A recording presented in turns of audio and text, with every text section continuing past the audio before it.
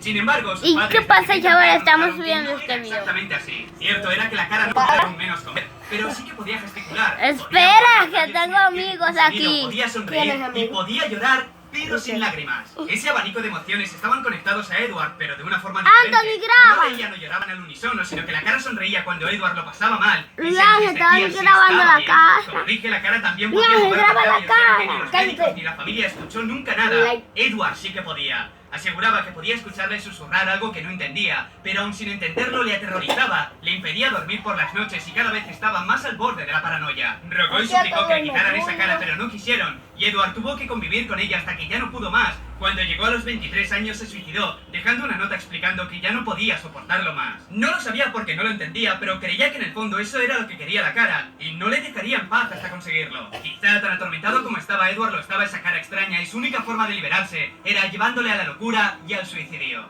Seguramente esta historia de las dos caras os une vagamente por la primera película de Harry Potter. El tema es que lo de las dos caras es una leyenda muy antigua y se ha utilizado en diferentes ámbitos, tanto en películas, libros como temas musicales. Se comenta que puede que sí se diera realmente un caso parecido a como se explica en esta historia, y que O esa seguro persona eran- nacida con dos eran caras Bonnie llegase a los que iban a suicidarse. nacer. Los motivos, Y claro, fue como una serían mini mutación, desconocidos. que se fusionaron la cara. No entiendo Número tres. esto. ¿Entienden? Una No. carta del asesino de grabo mi mi hija. flash. La familia ¡Que dejes! Cállese, Bramble cállese. cumpliría el año Que de no la estamos desaparición de viendo Emily. esto. Su madre, padre, hermano no se sentían con fuerzas para afrontarlo. Hasta hace poco seguían aferrándose a la idea de que regresaría, que sin saber cómo un día aparecería. Pero ya había pasado un año y tenían que empezar a cambiar la palabra desaparecida por fallecida. Cierto que podía ser relativamente poco tiempo, pero para una niña de 13 años, desaparecer sin dejar ni una sola pista era demasiado. Entonces ocurrió lo inimaginable. La madre recibió un email con información sobre su hija, titulado "Una disculpa por lo que hice". En el email, un desconocido, sin dar su nombre, cuenta que Emily está muerta porque él la mató. Se recrea en cómo alargó el momento, cómo disfrutó torturándola previamente, aunque aseguraba que no la había violado. Confiesa que aun sabiendo que nunca podría estar con ella, nunca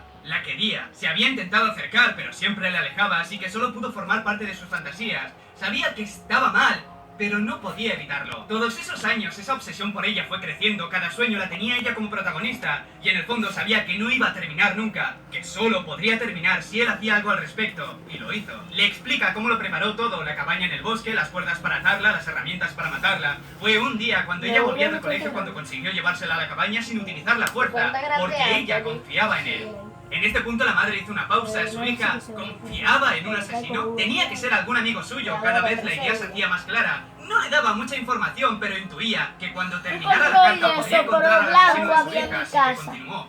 Reiteró, le aseguró que no la tocó sexualmente, no por falta de ganas, sino más por respeto. Aunque estaba seguro que esa parte no la entendería, le recordó que él estaba enamorado de ella. Asimismo, después de contarle cómo lo hizo, dijo que ya no tenía sentido. Creía que todo iría mejor, pero fue lo contrario. Desde entonces no ha pasado un solo día que estuviera más vacío que antes. Durante todo este tiempo solo ha hecho que pensar que él también debe morir. Y eso es lo que va a hacer. La carta era para comunicarle que se suicidará en el aniversario de Emily. No espera que eso le reconforte, pero en último término, que trate de comprenderlo. Después de leerlo, lógicamente la madre no paró de llorar. Pensó, se le pasó por la cabeza que todo aquello podía ser la broma de alguien, que solo quería hacer que su familia sufriera aún más. Por eso, como después de todo no daba mucha información, no se le enseñó ni a su marido ni a su hijo. Trató de poner buena cara, disimular y pasar el aniversario como fuera. Al día siguiente, recién despertada, escuchó un ruido muy fuerte, un disparo que venía de la habitación de su hijo. Ella con el marido fueron corriendo para ver qué había pasado, pero para cuando entraron, ya era demasiado tarde. El chico se había pegado un tiro en la cabeza. El marido comenzó a llorar.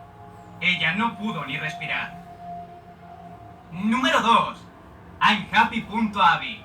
Como muchos sabrán, Internet y más la Deep Web está plagado de imágenes creadas para desquiciar a la gente. Imágenes que muestran la parte más oscura del ser humano. I'mHappy.Abby era uno de esos proyectos. Empezó tímidamente como un vídeo que intentaba parodiar o reírse de los demás vídeos similares. Empezaba mostrando un smiley face pero con los ojos y la boca recortados de otra imagen. El vídeo original mostraba esa cara mientras de fondo podía verse una estantería con una verdadera colección de cabezas decapitadas, eso sí, de plástico, aunque tenían el detalle de tener la boca cosida forzándoles una sonrisa. El proyecto desapareció, se publicó un par de veces en páginas populares pero enseguida lo eliminaban, un chiste que no llegó a tener gracia. Sin embargo, con el tiempo reapareció la misma cara pero en formato .gif. En esta versión no salen las cabezas de fondo, se limita a transformarse grotescamente en otra cara mucho menos menos simpática, lo que parece ser otro intento de Smiley Face, pero con la boca arrancada y sin ojos. Los creadores del primer vídeo no se hacían responsables y dijeron que seguramente tenía que ser la creación de un fan que parecía estar obsesionado y desquiciado.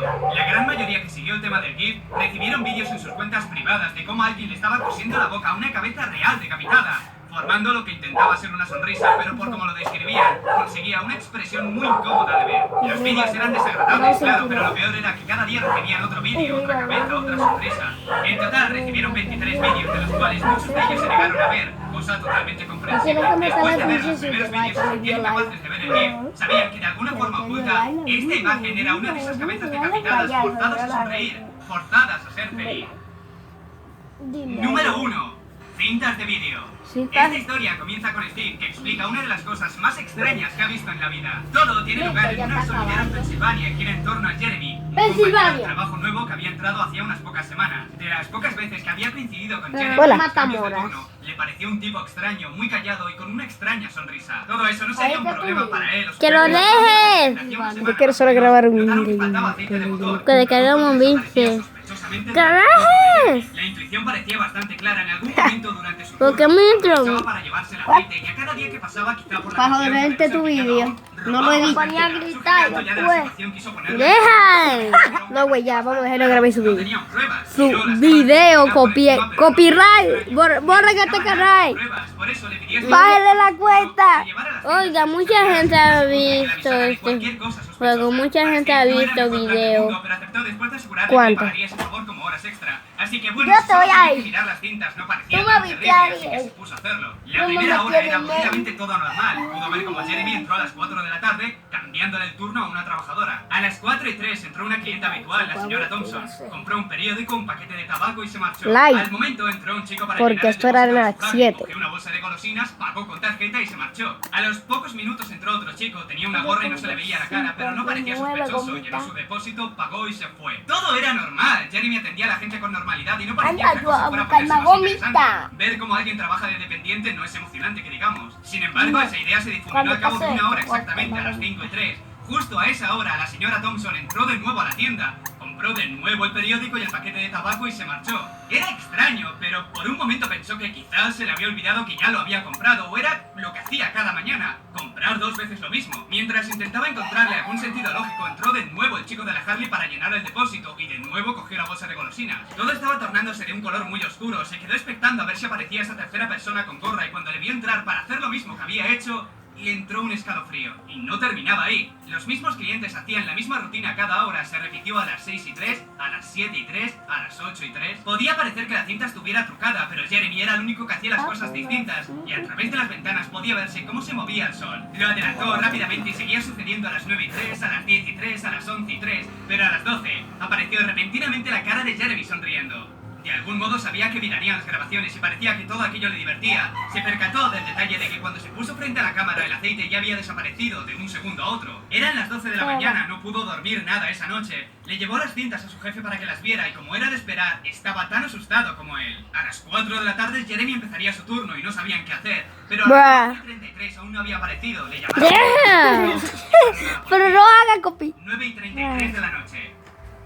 Alguien estaba alguien estaba cagando en el mojón, en el inodoro. La policía a las 4:33, pero en el registro de llamadas aparecía que los llamó de nuevo a las 5:33, a las 6:33, a las 7:33, a las 8:33. Llamadas que no recordaba haber hecho, pero si eso no fuera suficiente, al despertar a las 9:33, vio que el tiempo se había congelado. Su jefe seguía en la misma posición que antes sin moverse y los coches de la calle también se habían paralizado. Sin saber qué hacer, solo quería llegar a su casa. Por suerte, antes de que perdiera la cabeza, estando a mitad de camino, el tiempo regresó de nuevo y la gente no parecía haberse dado cuenta. Agotado, llegó a su casa y durmió. Le despertó la llamada de su jefe diciéndole que había contactado con la policía, pero que no podían encontrar la dirección de la casa de Jeremy porque dio una falsa. Una dirección que la última vez que había habido una casa fue en 1993 y se quemó completamente con la familia dentro, una tragedia que todos conocen. Por ello, le avisa que la policía quiere hablar también con él, que vaya cuanto antes, y eso hizo. No parecían sorprenderse de la historia de Steve, casi le miraban como si ya le conocieran. De todas formas, no podía prestarle atención a eso, tenía cosas que hacer. Desde hacía unas semanas había entrado un chico nuevo llamado Jeremy y su jefe sospecha que puede estar robando el aceite de motor. Le ha pedido que revise las cintas para ver si puede encontrar algo. No le parece un plan muy divertido, pero le aseguró que se lo pagará como horas extras. Ok, chicos, espero que ustedes... ¡Abrió, que ¡Cállate! Eso no dio miedo.